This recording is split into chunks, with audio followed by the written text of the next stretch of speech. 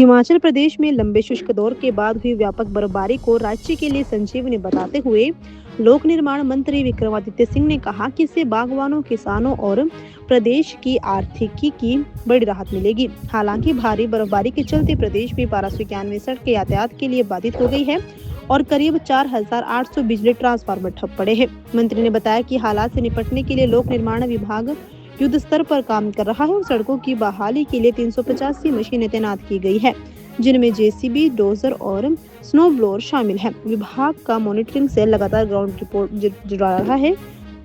विक्रमादित्य सिंह ने पर्यटकों से सभ्य व्यवहार करने और अनावश्यक यात्रा से बचने की अपील की। उन्होंने कहा कि आवश्यकता पड़ने पर अतिरिक्त संसाधन भी लगाए जाएंगे और मशीनरी की तैनाती पूरी पारदर्शिता से की जा रही है ताकि किसी प्रकार का दुरुपयोग ना हो। देखिए, इसमें मैंने अभी जैसा कहा है कि 1290 सड़कें 1291 सड़कें बंद हैं, जिनको 24 जनवरी यानी आज का दिन है 655 सड़कें आज हमारा खोलने का लक्ष्य है और 25 जनवरी यानी कल 290 सड़कों खोलने का लक्ष्य है और उसके बाद 25, 26, 27 के बाद 344 सड़कें खोलने का हमारा लक्ष्य है।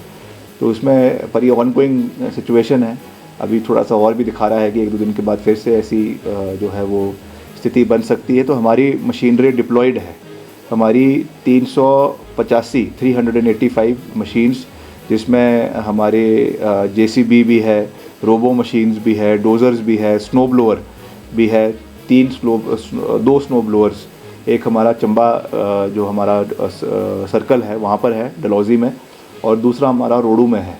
तो वहाँ जहाँ पर भी इसकी आवश्यकता पड़ेगी उसका भी इस्तेमाल किया जाएगा। इसके अलावा सभी और मशीन्स है, कुछ हायर्ड मशीन्स है, कुल मिला के 385 मशीन्स हमने डिप्लॉय करी है और भी अगर आवश्यकता अनुसार अगर चाहिए पड़ेगी तो और भी हम लगाएंगे। मगर मैं बहुत ज़्यादा डिप्लॉय करने के इसलिए इच्छुक मैं नहीं हूँ, क्योंकि मैंने भी ये चीज़ देखी है जब हम विपक्ष में थे और पहले भी, कि बर्फ़ के नाम पर भी कई घोटाले हुए हैं। कई तरीके से बर्फ़बारी के नाम पर जो है मशीनें लगा दी जाती थी, क्योंकि उसको रिकॉर्ड करने का तो कोई सिस्टम है नहीं और उसमें कई जगहों पे जो है गफले हुए हैं पूर्व में। इसलिए हम चाहते हैं कि इस्तेमाल हो, उसमें कोई दो राय नहीं है, मगर रिसोर्सेज का दुरुपयोग नहीं होना चाहिए। तो इसलिए जहाँ पर आवश्यकता है, ख़ास करके जो हमारे पहाड़ी डिविजन्स है या पहाड़ी सर्कल्स है, डलहौजी है क्योंकि वहाँ पे बहुत पहाड़ी इलाका है, कुल्लू मनाली का है, लाहौल स्पीति का है, किन्नौर का है, रामपुर आनी का है, चौपाल का है, रोडू का है, ख़ास करके इन इलाकों में ज़्यादा हमारा डिप्लॉयमेंट्स रहेगी क्योंकि ज़्यादा हैवी बर्फ़बारी इन इलाकों में होती है। और मंडी का भी जो हमारा सिराज का इलाका है, कुछ करसोग का इलाका है, वहाँ पर भी भारी मात्रा में बर्फ़ पड़ती है। तो उस दृष्टि से हम उन एरियाज़ में ज़्यादा फोकस कर रहे हैं। कहूँगा कि आप पैनिक ना करें। कई हमको रात को फ़ोन भी आए, मुझे भी आए कि कई जगहों पे बसें फंसी हुई है, कई जगहों पे जो है वो गाड़ियाँ फंसी हुई है। तो मैंने तुरंत उसके बारे में जो है वो अधिकारियों से बात करी। कुछ सिलाई के कुछ जो हमारे साथी थे जो ट्रांसपोर्ट में बस में फंसे हुए थे, उनके मुझे फ़ोन आया। मैंने चीफ इंजीनियर से बात करी और उनको वहाँ पे रात को ठहराने का, शिलाई और हरिपुर धार के बीच में उनको ठहराने का कार्य किया। हालांकि डिपार्टमेंट ने उस निजी चालक को बस को मना किया था कि आप अभी इस रूट पे ना जाए क्योंकि आगे भारी बर्फ़बारी है, मगर प्राइवेट चालक था, उसने सुनी नहीं और गाड़ी जो है वो चला दी। तो उसकी वजह से कितने लोगों की जान जो है वो जोखिम में आ गई। तो इस तरीके की चीज़ें भी ना हो, कोई पैनिक ना हो। निश्चित तौर से समस्या रहेगी क्योंकि एकदम रातों रात सारी सड़कों को साफ़ करना भी पॉसिबल नहीं है और साफ़ कर भी दिया उसके बाद भी फिसलन रहती है और 2-3 दिन तक, क्योंकि जब मौसम साफ़ होगा तो वही बर्फ़ जो आपकी जो आइस है ज़मीन पर, रोड पर, वो जम जाती है, उससे और गाड़ियाँ जो है वो फिसलनी शुरू हो जाती है। तो मेरा ये भी निवेदन रहेगा कि आवश्यकता अनुसार ही आप अपने घर से निकले। अगले 2 दिन वैसे भी छुट्टी है, कल इतवार है, उसके बाद 26 जनवरी है। तो बहुत आवश्यक कारणों से ही घर से निकले और विभाग अपना कार्य पूरी मजबूती से कर रहा है। कुछ जगहों पे पेड़ गिरने के भी हमको जानकारी प्राप्त हुई, उसके बारे में भी हमने डिप्टी कमिश्नर से, जो कंसर्न डीएफओ है, एसडीएम है, उनसे बात करी कि वहाँ पे लोगों को जो सहूलियत है वो मिलनी चाहिए। कुछ मेरे ही विधानसभा क्षेत्र का मसला भी निकल कर आया। तो हम पूरा प्रयास कर रहे हैं कि हर दृष्टि से जो है वो लोगों को पूरा सहयोग दिया जा सके, मगर हमें ये भी समझना है कि रातों रात सब चीज़ें नहीं हो सकती, उसमें समय लगेगा। मशीन्स लगी हुई है, पुलिस डिपार्टमेंट अपना काम कर रहा है, तो थोड़ा धैर्य बरत के रखें और जो है वो इतना बर्फ़बारी हुई है उसका लुत्फ़ भी उठाए। और जैसा मैंने कहा कि हमारे बागवानों किसानों के लिए ख़ास करके ये बहुत खुशी की बात है, क्योंकि बहुत लोगों में निराशा हो गई थी।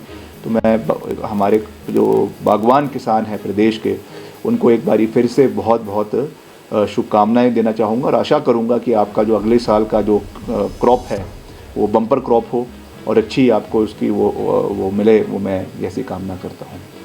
मैं सभी प्रदेशवासियों को बहुत बहुत शुभकामनाएं देना चाहूँगा, क्योंकि करीबन 100 दिन हो गए थे जब से प्रदेश में बर्फ़बारी नहीं हुई थी और बरसात के बाद कोई भी ना तो बूंदाबांदी हुई, ना बारिश हुई, ना बर्फ़बारी हुई।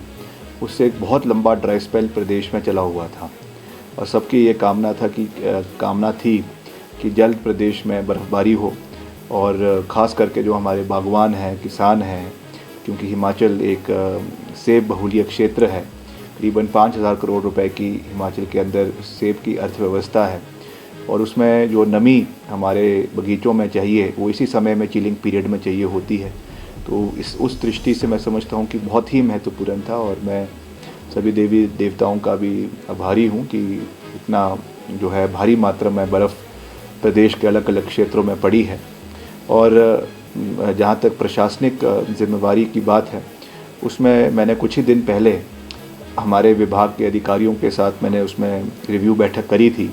हालांकि उस समय इन एंटिसिपेशन में था, मगर फिर भी हमने कहाँ पे हमारी मशीन्स लगनी हैं, कहाँ पे हमारे सड़कें जो हाई एरियाज़ में हैं जो बंद हो सकती हैं, उनके बारे में हमने चर्चा करके पहले से ही डिप्लॉयमेंट करी थी। तो आज की डेट में, क्योंकि पिछले कल ही पूरे प्रदेश के अंदर बर्फ़बारी हुई है, करीबन 1290 सड़कें 1291 सड़कें प्रदेश के अंदर जो है इससे बाधित हुई है और उसमें लगातार हमको अपडेट्स आ रहे हैं। जो हमारा मॉनिटरिंग सेल है PWD का, उसमें सभी लोग जो हमारे अधिकारी है, यहाँ पे JCB मशीन्स लगी हुई है, जहाँ पे पोकलेन मशीन्स लगी हुई है, उसके हमको जो है ग्राउंड रिपोर्ट हमारे जो है वो उस पर भेज रहे हैं, फ़ोन पे भेज रहे हैं और पूरी जानकारी हम उनके साथ जुटाए हुए हैं। हमारे जो ENC है उनके साथ भी मैं लगातार संपर्क में हूँ, हमारे जो PWD सेक्रेटरी है उनके साथ भी मैं लगातार संपर्क में हूँ। तो हमारा पूरा प्रयास है कि जल्द से जल्द सारी सड़कों को खोला जाए। मगर मेरा जो सैलानी बाहर से आए हैं टूरिस्ट, उनसे निवेदन भी रहेगा, एक तो जो है थोड़ा सा सिविलाइज्ड तरीके से बिहेव करे।